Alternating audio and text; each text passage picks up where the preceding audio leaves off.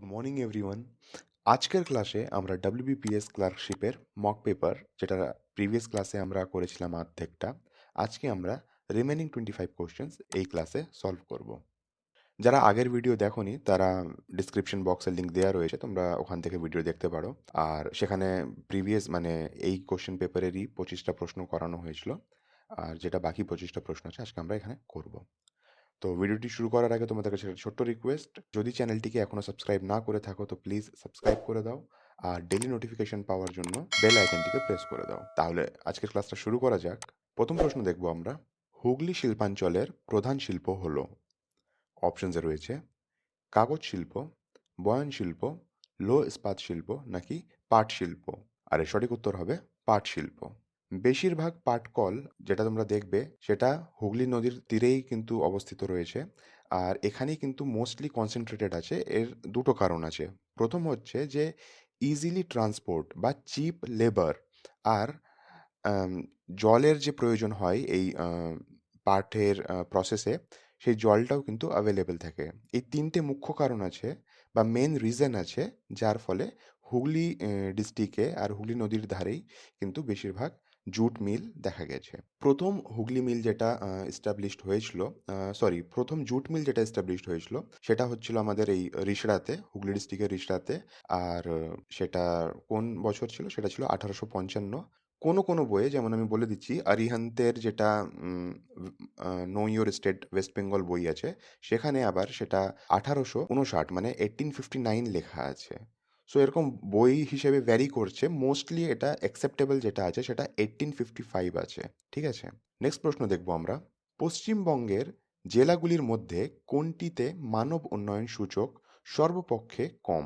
প্রশ্নে বলা হচ্ছে, একটু ইজি ওয়েতে আমি যদি বলি, যে হিউম্যান ডেভেলপমেন্ট ইন্ডেক্স ওয়েস্ট বেঙ্গলের কোন ডিস্ট্রিক্টে সব থেকে কম? অপশনসগুলো দেখবো আমরা, মালদা, পুরুলিয়া, মুর্শিদাবাদ নাকি বীরভূম। আর এর সঠিক উত্তর হলো পুরুলিয়া। এটা কিন্তু 2011 সেন্সাস অনুযায়ী পুরুলিয়া বলছি, এর আগে যেটা ছিল সেটা ছিল মালদা। ঠিক আছে, তো এরকম একটা এই কোশ্চেনগুলো, কিছু কোশ্চেন্স আছে যেখানে কনফিউশন থাকে উত্তরে। তো অ্যাকচুয়ালি এটা রিসেন্ট যেই সেন্সাস হবে বা রিসেন্ট যেই রিপোর্টটা বেরিয়ে আসবে সেই অনুযায়ী কিন্তু এর উত্তরটা অ্যাকসেপ্টেবল হবে। ঠিক আছে, তো যেটা আমি রিসেন্ট সার্চ করে পেয়েছি সেটার উত্তর হচ্ছে পুরুলিয়া। নেক্সট প্রশ্ন দেখবো আমরা, অন্টোজেনি রিপিটস ফাইলোজেনি কোন বিজ্ঞানীর সঙ্গে সম্পর্কযুক্ত? অপশনসে রয়েছে ভাইজম্যান, হেকেল, লেমার্ক নাকি ডারউইন। এর সঠিক উত্তর হচ্ছে হেকেল বা আর্নেস্ট হেকেল। কথাটা হচ্ছে অন্টোজেনি রিক্যাপিটুলেট ফাইলোজেনি। অ্যাকচুয়ালি এটা আর্নেস্ট হেকেলের দ্বারা একটা ফ্রেজ বা থিওরি বলতে পারো, যেখানে বলা হয়েছিল যে একটি জীবের বিকাশ বিবর্তনীয় ইতিহাস এবং তার পূর্বপুরুষদের সমস্ত মধ্যবর্তী রূপ প্রকাশ করে। মানে ইভলিউশনের যে ইন্টারমিডিয়েট যারা রয়েছে তারা কিন্তু নিজের হিস্ট্রি, মানে প্রিভিয়াস জেনারেশনেরও কিন্তু কিছু কিছু গুণ গুণ যেই গুণগুলো আমরা দেখতে পাই, ঠিক আছে, সেইগুলো কিন্তু ক্যারি করে। নেক্সট প্রশ্ন হলো, সর্বপক্ষে কম সালোক সংশ্লেষণ হয়, মানে সব থেকে কম ফটোসিনথেসিস কোন আলোতে হয়? অপশনস দেখবো আমরা, নীল আলোয়, কমলা আলোয়, সবুজ আলোয় নাকি লাল আলোতে। আর এর সঠিক উত্তর হলো সবুজ আলো। ওকে, নেক্সট প্রশ্ন দেখবো আমরা, আন্তর্জাতিক নারী দিবস বছরের কোন দিনে পালিত হয়? অপশনসে রয়েছে 15 মার্চ, 22 মার্চ, 18 মার্চ নাকি 8 মার্চ। এর সঠিক উত্তর হচ্ছে 8 মার্চ। দেখো এরকম দিন, এই যে যেগুলো ইন্টারন্যাশনাল ডে থাকে বা অ্যাওয়ারনেস ডে থাকে, এগুলো মুখস্থ করা একটু টাফ হয়ে যায় যদি কিনা তুমি এর ব্যাকগ্রাউন্ড হিস্ট্রি না জানো।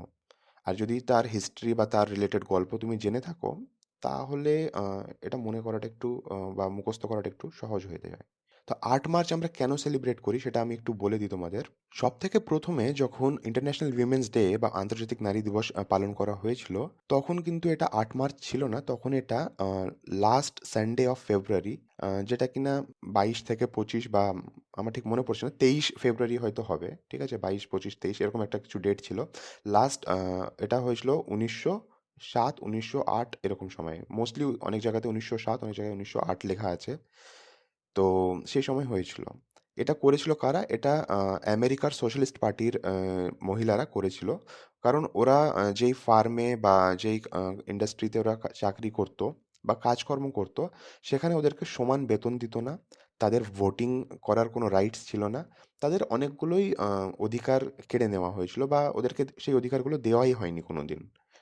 তো এইগুলো সচেতন বা মানুষের মধ্যে এইগুলো জিনিসকে সামনে আনার জন্য ওরা আন্তর্জাতিক নারী দিবস আন্তর্জাতিক বলব না তখনও, তখনও নারী দিবসটাই ওরা পালন করেছিল। তারপরে দিন গেল আস্তে, আস্তে আরো কিছু, কিছু কান্ট্রি এতে এড হতে শুরু করলো আমেরিকার সাথে, সাথে যারা ইউরোপিয়ান কান্ট্রিজ মোস্টলি। তারপরে ১৯১৭ ১৯১৭ র সময় রাশিয়াতে যারা গার্মেন্টস ইন্ডাস্ট্রিতে মহিলারা কাজ করত, ওদেরও কিন্তু এই সেম সমস্যাটাই দেখা দিল যে সেই সময়ই ওয়ার্ল্ড ওয়ার চলছিল।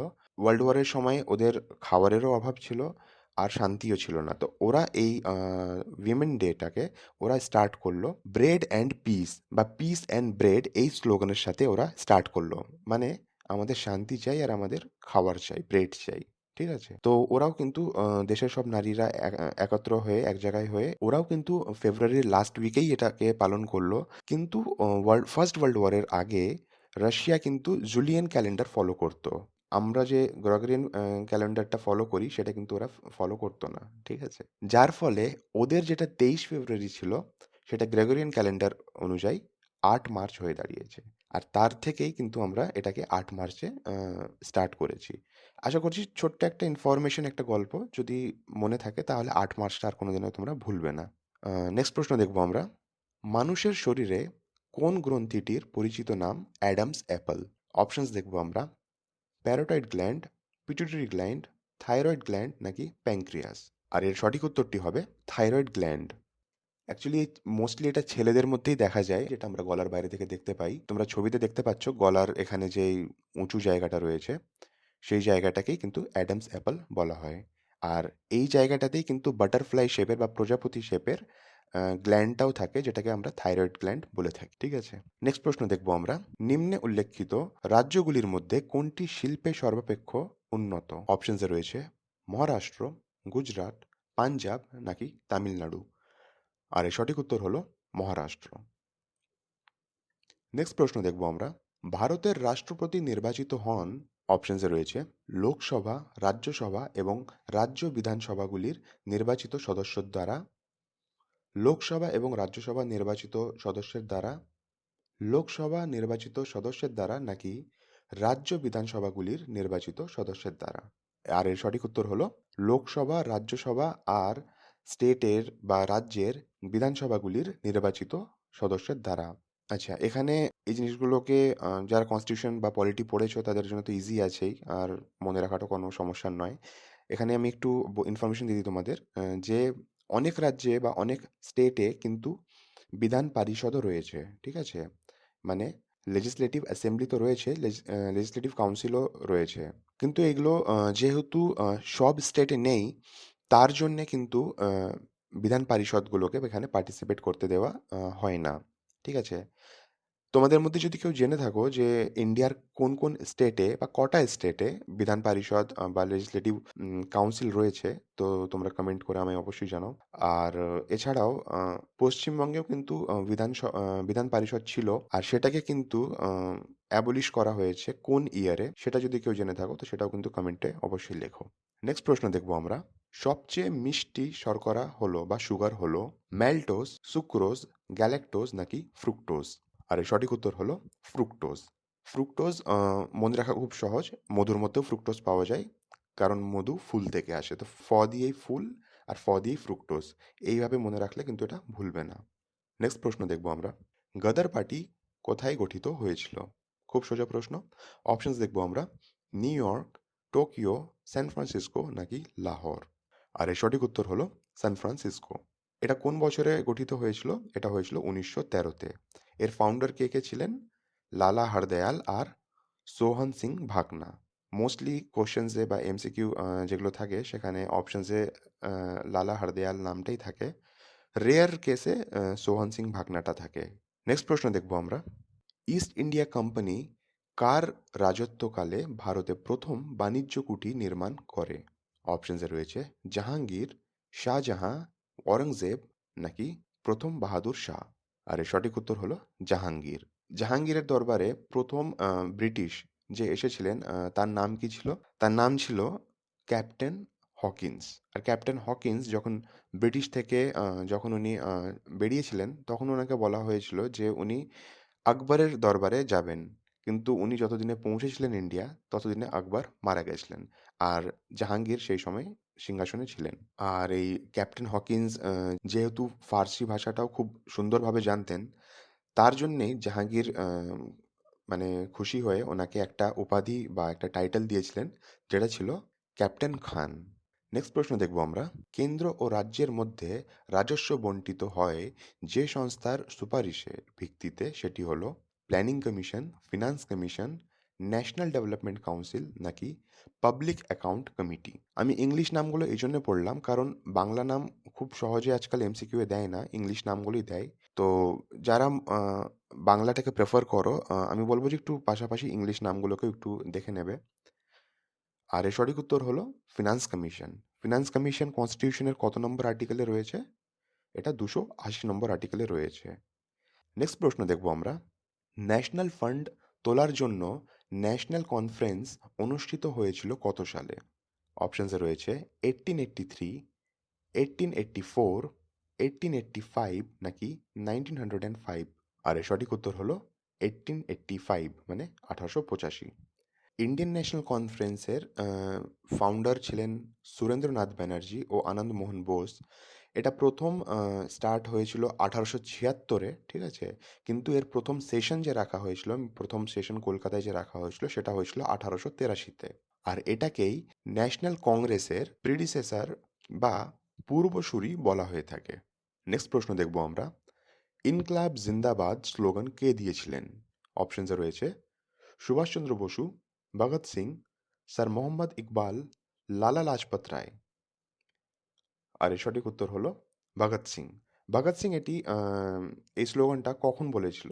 যখন ভগৎ সিং আর বটুকেশ্বর দত্ত যখন সেন্ট্রাল লেজিসলেটিভ অ্যাসেম্বলিতে 1929 সালে বম ফেলেছিলেন, সেই সময় উনি বম ফেলার সময় ইনকলাব জিন্দাবাদ বলে স্লোগানটা দিয়েছিলেন। ঠিক আছে, নেক্সট প্রশ্ন দেখব আমরা। ভারতের স্থায়ী গবেষণা কেন্দ্র দক্ষিণ গঙ্গোত্রী কোথায় অবস্থিত? অপশনসে রয়েছে আন্টার্কটিকা, হিমালয়া, ভারত মহাসাগর নাকি আচ্ছা, আন্টার্কটিকাটা দুবার লেখা হয়ে গেছে। আর এর সঠিক উত্তরও হচ্ছে আন্টার্কটিকা। নেক্সট প্রশ্ন দেখব আমরা। ব্রিটিশ শাসনাধীনে ভারতের প্রথম রাজনৈতিক সমিতি। অপশনসে রয়েছে ব্রহ্ম সমাজ, আর্য সমাজ, বঙ্গীয় ল্যান্ড হোল্ডার সোসাইটি, কোনোটি নয়। আর এর সঠিক উত্তর হলো বঙ্গীয় land holder society. Land holder society প্রথম পলিটিক্যাল অ্যাসোসিয়েশন ছিল ইন্ডিয়াতে। এটা এস্টাবলিশড বা এটা ফাউন্ডার ছিলেন দ্বারকানাথ টেগোর। আর উনি এটাকে এস্টাবলিশড করেছিলেন 1838 সালে। নেক্সট প্রশ্ন দেখব আমরা। নিম্নলিখিত রাজ্যগুলির মধ্যে কোনটি আগে নেফা নামে পরিচিত ছিল? অপশনসে রয়েছে নাগাল্যান্ড, মণিপুর, অসম নাকি অরুণাচল প্রদেশ। আর এর সঠিক উত্তর আশা করি তোমরা সবাই জানো, সেটি হচ্ছে অরুণাচল প্রদেশ। আচ্ছা, আজকাল যেহেতু প্রশ্ন কিন্তু এত সোজাভাবে জিজ্ঞেস করে না, সে ছোটই পোস্টের চাকরি হোক বা ডাব্লিউবিসিএস এর মতন একটা বড় পোস্ট হোক না কেন, অ্যাকচুয়ালি এখন ডেপথে নলেজটা না থাকলে কিন্তু তুমি প্রশ্ন সলভ করতে পারবে না। তো তার জন্য একটু আমরা এই নেফা ব্যাপারটাকে হালকা একটু দেখে নেব, সামান্য কটা লাইনের ইনফরমেশন। যে নেফার ফুল ফর্মটা কি, প্রথমত এটা জেনে নিই আমরা, যে নর্থ ইস্ট ফ্রন্টিয়ার এজেন্সি। আচ্ছা, নর্থ ইস্ট ফ্রন্টিয়ার এজেন্সির এর আগের নাম কি ছিল? এর আগের নাম ছিল নর্থ ইস্ট ফ্রন্টিয়ার ট্র্যাক্স। এটা কিন্তু ব্রিটিশদের দেওয়া নাম, ঠিক আছে? যখন ইন্ডিয়া স্বাধীন হলো, তো তারপরে এটাকে 20 জানুয়ারি 1972 এটাকে নাম চেঞ্জ করে দিল, এটাকে অরুণাচল প্রদেশ করে দিল। আর এটাকে তখন ইউনিয়ন টেরিটরির স্ট্যাটাসটা দেওয়া হলো, ঠিক আছে? আচ্ছা, তো তোমাদের মধ্যে যদি কেউ জেনে থাকো তো সেটা আমায় কমেন্ট করে জানাও যে অরুণাচল প্রদেশকে কোন বছরে স্টেটের স্ট্যাটাস দেওয়া হয়েছিল। যদি ডেটটাও জানো তো খুব ভালো হয়, কারণ দেখেছি আমরা প্রিভিয়াস ইয়ার্স কোশ্চেন্সে যে খুবই প্রশ্ন রিপিটেড হচ্ছে যে কোন স্টেট কবে গঠিত হয়েছিল। যেমন সিক্কিম নিয়ে তো কমন এটা থাকেই, সিক্কিমটা 1975-এ হয়েছিল। তো আচ্ছা, এটাতেই কিন্তু পলিটি রিলেটেডও একটা প্রশ্ন থাকে, সেটাও আমি তোমাকে একটু বলে দিই যে সিক্কিম কোন অ্যামেন্ডমেন্ট কোন অ্যামেন্ডমেন্টের মাধ্যমে ওটাকে স্টেট হিসেবে গ্রহণ করা হয়েছিল বা অ্যাড করা হয়েছিল ইন্ডিয়াতে। তো সেটাও কিন্তু থাকে প্রশ্ন। তো এরকম যদি ডেপথে তোমার বা লিঙ্কড নলেজ না থাকে তাহলে কিন্তু আজকাল সত্যি বলতে কম্পিটিশনটা এই লেভেলে গেছে যে এক্সাম ক্র্যাক করাটা কিন্তু আর সেই আগেকার মতন না। আমি এইটুকু তো বলতেই পারি যে যারা আগে চাকরি পেয়েছে তারাও যদি এই এক্সামে বসে ওদের পক্ষেও কিন্তু প্রিলিম ক্র্যাক করাটাও কিন্তু টাফ হয়ে দাঁড়াবে যদি কিনা তাদের পড়াশোনার আর কোনো চর্চা না থাকে বা ওরা পুরনোই সেই পড়াটাকেই যদি ধরে থাকে। তো তাই তোমাদেরকে বলবো যে যেই টপিকটাই পড়ছো ডেপথে পড়ো। আর আমি তো স্টার্ট করবই তোমাদেরকে নিয়ে ক্লাস, যেখানে আমি আমার স্টাইলে পড়াবো। কারণ আমি সত্যি বলতে অনেক ইনস্টিটিউটেই দেখেছি যে কিভাবে কি পড়ানো হয়, কিভাবে কি করা হয়। আর সেখানে হয়তো আমার ঠিক পোষায়নি। যাই হোক সেগুলো নিয়ে অন্য কোনো ভিডিওতে কথা হবে। বা তোমাদেরকে একটা স্ট্র্যাটেজিক ভিডিও দেওয়ার কথা ছিল। সেখানে না হয় এগুলো নিয়ে কথা বলবো। এখন আমরা নেক্সট প্রশ্ন দেখি। উদারনীতির অর্থ শিল্পের লাইসেন্স প্রথার অপসারণ, মানে লাইসেন্সটাকে অ্যাবলিশ করে দেওয়া, ক্ষুদ্র শিল্পের সারণী থেকে কিছু বিষয় সংরক্ষণচ্যুত করে দেওয়া, এমআরটিপি সংক্রান্ত বিধিনিষেধ তুলে নেওয়া। ৯০-এর দশকে ভারত সরকার কোনগুলি গ্রহণ করেছিলেন? অপশনসে রয়েছে ১, ২, ৩ সবকটাই। অপশন বি ১, ২, অপশন সি ১ এবং ৩, আর অপশন ডি ২ এবং ৩।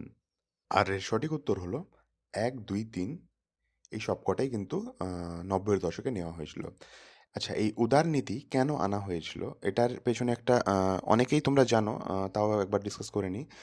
৯০-এর দশকে যদি এক্সাক্ট ডেট বলতে হয় তাহলে ১৯৯১-এর সময় আমাদের দেশে কিন্তু মাত্র ২৫টা দিনের টাকা ছিল। যেমন পাকিস্তানের এখন তোমরা গল্প শুনছো যে ওদের কাছে টাকা নেই, ওরা আইএমএফ এর কাছে টাকা ধার চাইতে গেছে দেশকে চালানোর জন্য। শ্রীলঙ্কায় যেমন টাকা একদম শেষ হয়ে গেছে, জিনিসের দাম আকাশে উঠে গেছে। তো শ্রীলঙ্কা তো ডুবেই গেছে। তো পাকিস্তানেরও কিন্তু সেরকমই অবস্থা হতে চলেছে।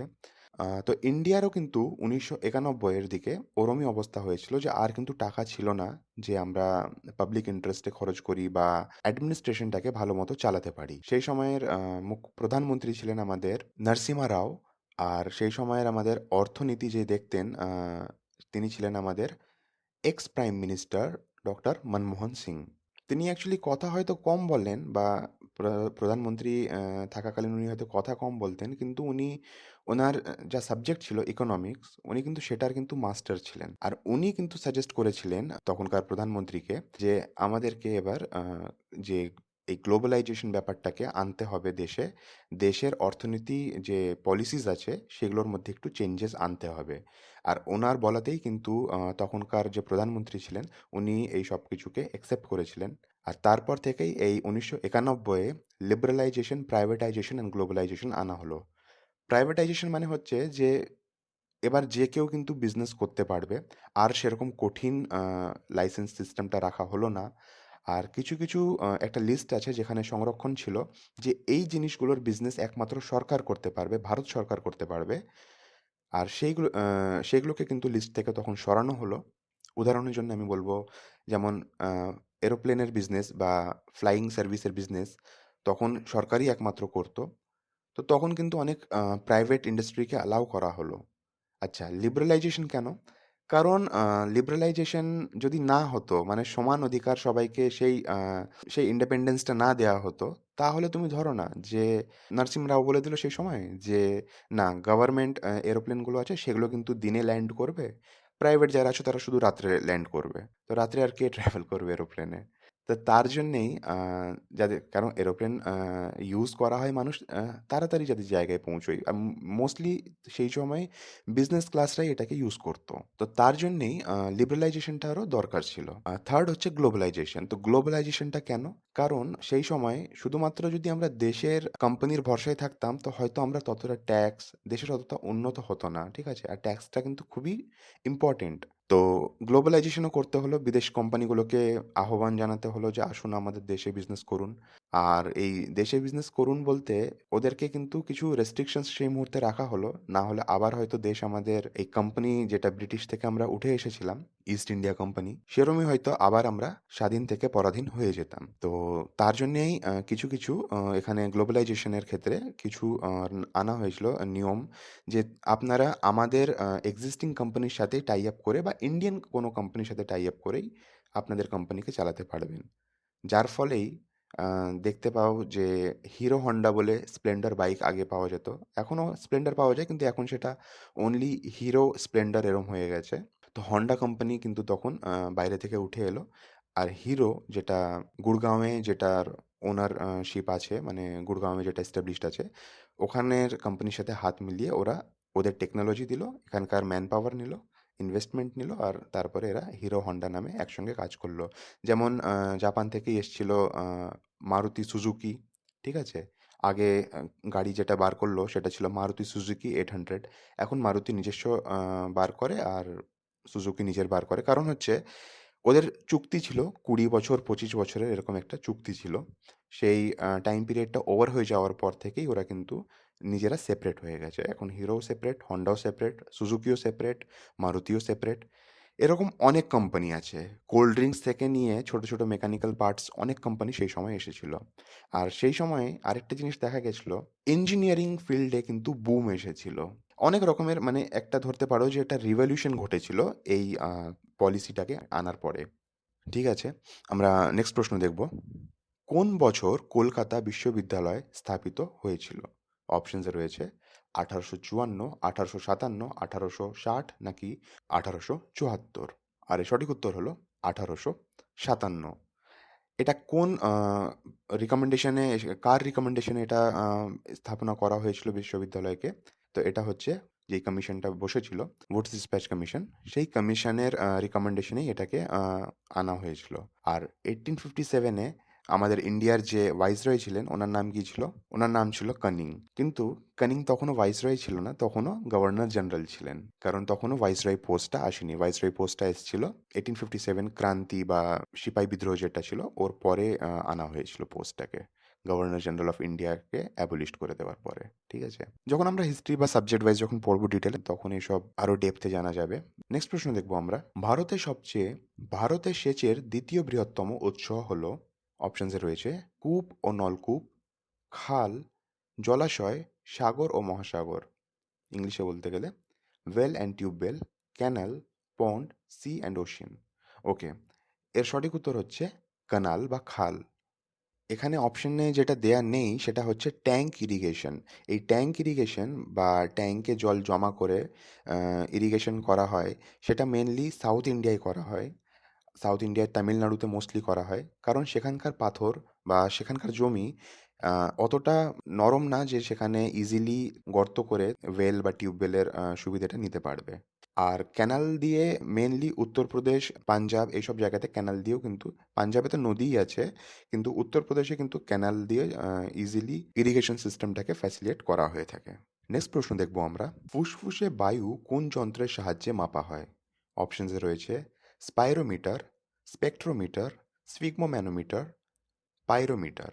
আর এর সঠিক উত্তর হলো স্পাইরোমিটার বা স্পিরোমিটারও বলে অনেকে। স্ফিগমোম্যানোমিটার দিয়ে ব্লাড প্রেশার মাপা হয়। নেক্সট প্রশ্ন দেখব আমরা। মুর্শিদ কুলি খান ঢাকা থেকে তার রাজধানী কোথায় স্থানান্তরিত করেছিলেন? অপশনসে রয়েছে মুঙ্গের, মুর্শিদাবাদ, গৌড় নাকি পান্ডুয়া। আর এর সঠিক উত্তর হলো মুর্শিদাবাদ, আমরা সবাই জানি। আচ্ছা, এখানে একটা আমি ছোট ইনফরমেশন দিয়ে দিই তোমাদের, যে মুর্শিদাবাদের আগের নাম কি ছিল? মুর্শিদাবাদের আগের নাম ছিল মুকসুদাবাদ। এই মুকসুদাবাদ নামটা দিয়েছিলেন আকবর। নেক্সট প্রশ্ন দেখব আমরা। 1857-র বিদ্রোহে কোন ভারতীয় শাসক বন্দী হয়েছিলেন? অপশনসে রয়েছে ঝাঁসি রানী লক্ষ্মীবাই, নানা সাহেব, বাহাদুর শাহ জাফর, এদের কেউ নন। আর এর সঠিক উত্তর হলো বাহাদুর শাহ জাফর, যিনি দিল্লিতে সিম্বলিক লিডার বা লিডারের চিহ্ন হিসেবে এনাকে ইউজ করা হয়েছিল বা দেখানো হয়েছিল। ইন্ডিয়ানদের যারা সিপাহী ছিলেন তারা এনাকে ওই হিসেবে দেখেছিলেন। এনার হয়ে যিনি লড়েছিলেন ইংরেজদের সাথে, ওনার নাম ছিল বখত খান। বাহাদুর শাহ জাফরকে যখন বন্দি করা হচ্ছিল, তার আগে ইনি কোথায় লুকিয়েছিলেন, এটাও অনেকবার প্রশ্ন এসেছে। তো ইনি কোথায় লুকিয়েছিলেন? ইনি হুমায়ুর মকবরায় গিয়ে লুকিয়ে গেছিলেন। তারপরে এনাকে ওখান থেকে বন্দি করে এনাকে রাঙ্গুন, বা যেটাকে আমরা বর্মা দেশ বলি, মিয়ানমার বর্তমান নাম, সেখানে রাঙ্গুনে এনাকে পাঠিয়ে দেওয়া হয়েছিল। তো বন্ধুরা, আজকের ক্লাস এখানেই শেষ হচ্ছে। আজ 25টা প্রশ্ন এখানেই শেষ হলো। এটা ফার্স্ট মক পেপার আমরা, বা ফার্স্ট প্র্যাকটিস সেট বলতে পারো, আমরা সলভ করলাম। এরকম ভিডিও তো অবভিয়াসলি আসবেই আরো চ্যানেলে। এর পাশাপাশি আরো কিছু প্ল্যানস আছে, যেমন আমি প্রিপেয়ার করছি একেকটা করে ক্লাসকে। সেগুলো আমি তোমাদের সঙ্গে অবভিয়াসলি টাইম মতো পোস্ট করে দেব। সাবস্ক্রাইবারের সংখ্যাটা একটু যদি বেড়ে যায় তো আমারও একটু ভালো লাগবে যে তোমাদের দিক থেকেও আমি কিছু রেসপন্স পাচ্ছি। আদারওয়াইজ সেই ফিলটা, সেই এনার্জিটা ধরো কোথাও হারিয়ে যায়, ঠিক আছে? যেমন তোমাদের একটা এনার্জির দরকার থাকে, তোমাদের একটা মোটিভেশন, সেরকম আমাদেরও কিন্তু একটা এনার্জি, একটা এক্সটার্নাল এনার্জির দরকার থাকে। সেটা তোমাদের থেকেই পাই। আর সেটা তোমাদের কিছুই না, জাস্ট একটা লাইক বা চ্যানেলকে সাবস্ক্রাইব করো তো সাবস্ক্রাইব। যদি কোনো কমেন্টে তোমায় কিছু বলার থাকে, কিছু সাজেস্ট করার থাকে, সেইগুলো থেকেই কিন্তু আমরা বুঝতে পারি যে তোমরা আমাদের সাথে কমিউনিকেট করছো, ঠিক আছে? আর সেটাই কিন্তু সবথেকে বড় পাওয়া হয়ে থাকে ইউটিউবে। আমি এটা বলে রাখছি ইন ফিউচারও যে আমার চ্যানেলে কখনোই আমি কোনো পেইড কোর্স হিসেবে লঞ্চ করব না। এটা কোনোদিনও না। এডুকেশনকে আমি কিন্তু কখনোই বিজনেস হিসেবে দেখতে চাই না। এটা একটা সোর্স অফ ইনফরমেশন হিসেবেই থাকবে চ্যানেলটা অলওয়েজ। আর তোমাদের যদি কিছু প্রয়োজন হয় কোনো, দেখো, একটা জিনিস আমি ক্লিয়ার করতে চাই এখানে প্রথমত, যে কোনো বইয়ের, যেগুলো বই কিন্তু মার্কেটে কিনে পাওয়া যায়, সেগুলোর পিডিএফ প্লিজ টেলিগ্রামে চেয়েও না। কারণ আমি সেই জালিয়াতি কাজগুলো আমি করাটা পছন্দ করি না। তোমার যদি নোট দরকার হয় তুমি নোট বলো। আমি তোমাকে হ্যান্ড রিটেন নোট হোক বা আমার নিজের যেগুলো নোট আছে আমি সেগুলো তোমাদের সাথে শেয়ার করে দেবো, ঠিক আছে? টেলিগ্রাম জয়েন করে নাও। টেলিগ্রামে ডিসক্রিপশনে লিঙ্ক রয়েছে সমস্ত কিছুর। তোমরা একবার ডিসক্রিপশনটা দেখে নিও ভিডিওর। সেখানে টেলিগ্রামের লিঙ্ক পেয়ে যাবে। তোমরা জয়েন করে নিতে পারো। টেলিগ্রামে হয়তো ফুড এসআই এর গ্রুপ হিসেবে আছে, বাট ওটা ফুড এসআই এর পাশাপাশি কিন্তু ওখানে সমস্ত কিছুই আমি শেয়ার করব। সো টেলিগ্রামে ওরকম নয় যে ওটা ফুড এসআই নামেই রয়ে গেছে, ঠিক আছে? তো আজকের জন্য এটুকুই থাকুক। দেখা হচ্ছে নেক্সট ক্লাসে। আর ততক্ষণ তোমরা পড়তে থাকো, রিভাইজ করতে থাকো।